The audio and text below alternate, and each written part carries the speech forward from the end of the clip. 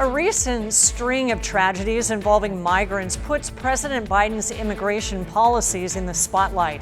ABC 10 News talks one-on-one with the White House.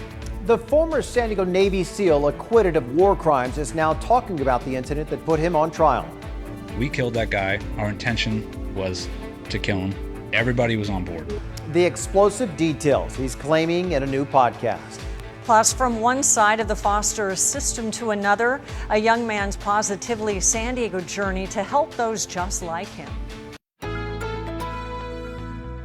ABC 10 News at 6 starts now. While COVID-19 has dominated much of President Biden's first days in office, recent incidents along the border are putting the other challenge he faces in the spotlight: immigration.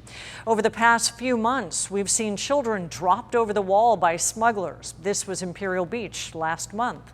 In March, a crash in Imperial County killed 13 migrants who had been brought through a hole in the wall.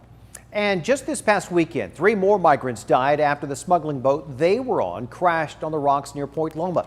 So tonight, our ABC 10 News reporter Adam Mercruzen went one-on-one with the White House about immigration policy, from proposed changes to the current effects here in San Diego.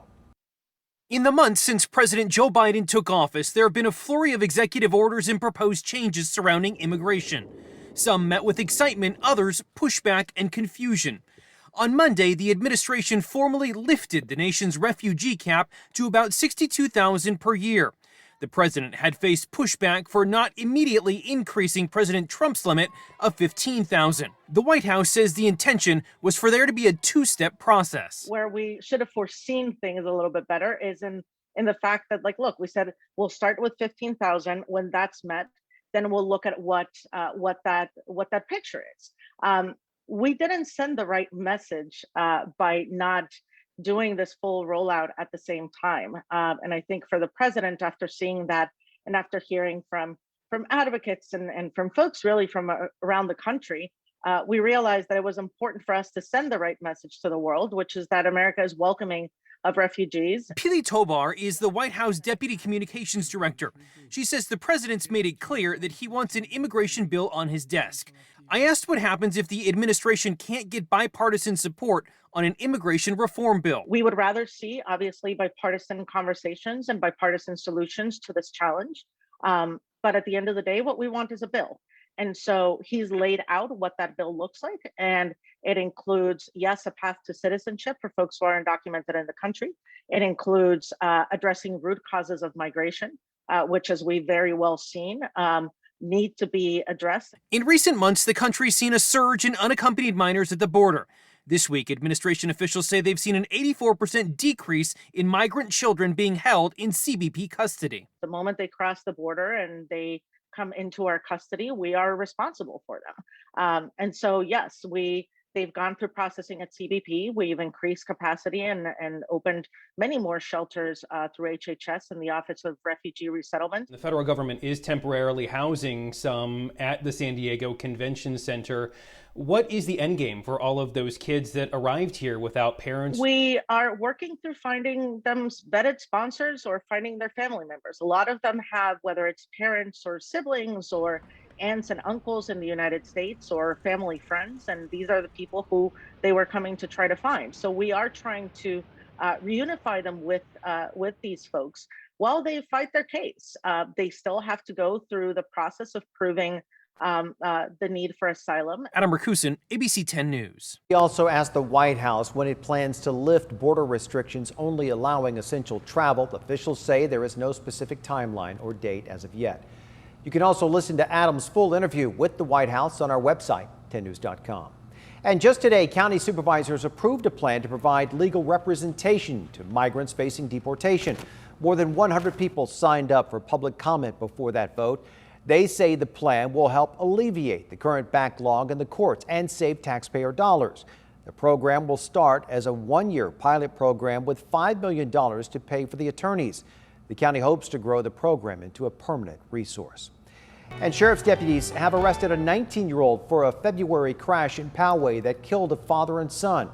Steve and Stephen Paroli were leaving a baseball practice on the night of February 12th. Deputies say that they were turning left onto Espolo Road when another car driven by Donald Farmer T-boned their car, killing them. Investigators now say that Farmer was under the influence of drugs and driving recklessly. He faces gross vehicular manslaughter charges. Friday marks 4 months since family members have seen or heard from missing Chula Vista mother Maya Miliete. Family, friends, even strangers continue to search for her on a weekly basis.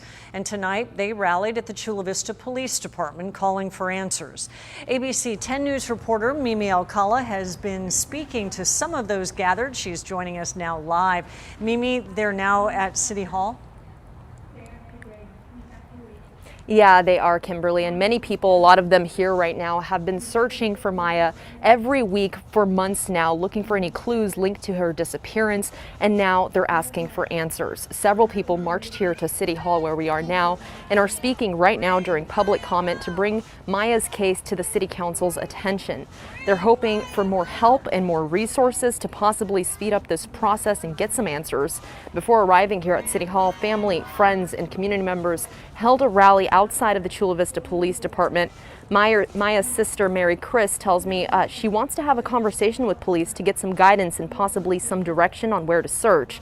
Now, the police department says it has formed a partnership with the DA's office, the FBI, and NCIS to investigate this case. The department says they understand the frustration over the limited public information about the case, but they will not share any information publicly that would possibly jeopardize the investigation and potential prosecution of anyone involved in Maya's disappearance.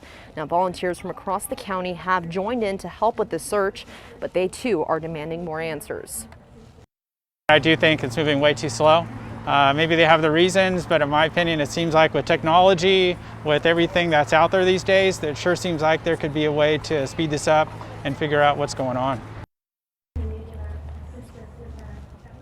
Now, the family is also working with an attorney who has started his own investigation, and we're waiting for him to speak before the council. Bring that to you once we have that. For now, we're live in Chula Vista. Mimi Alcala, ABC 10 News. Thank you, Mimi. Los Angeles County is about to move into California's least restrictive reopening tier. It has a daily COVID case rate of just 1.6 per 100,000 residents.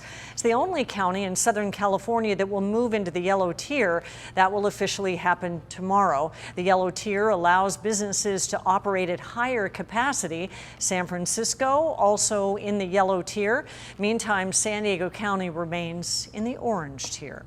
And that's because while our numbers are better than we have seen in the last year, they are still too high. Our case rate per 100,000 people needs to be less than 2. It's currently 5. The county reported about 180 new cases today. The county also says that one more person has died from the virus. The Navy will start easing restrictions at its San Diego bases this week. Naval bases San Diego, Point Loma, and Coronado will all move from health protection condition Charlie to Bravo. Under Charlie, sailors had been barred from certain recreational activities on base, along with dining in restaurants, visiting barbershops or salons, and going to movies.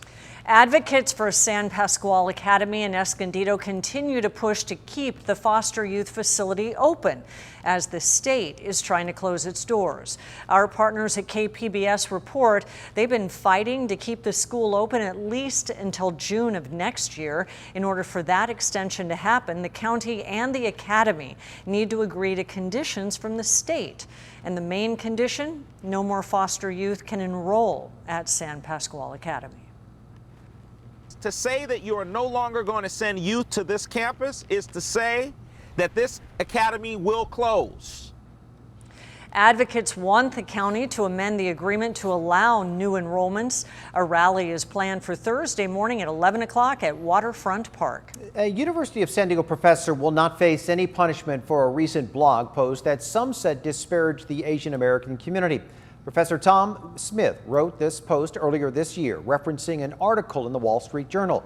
In his post, Smith wrote, quote, "If you believe that the coronavirus did not escape from a lab in Wuhan, you have to at least consider that you are an idiot." Some said the post violated university policies, but after a legal review, USD says that Smith's post is protected by the school's academic freedom policy.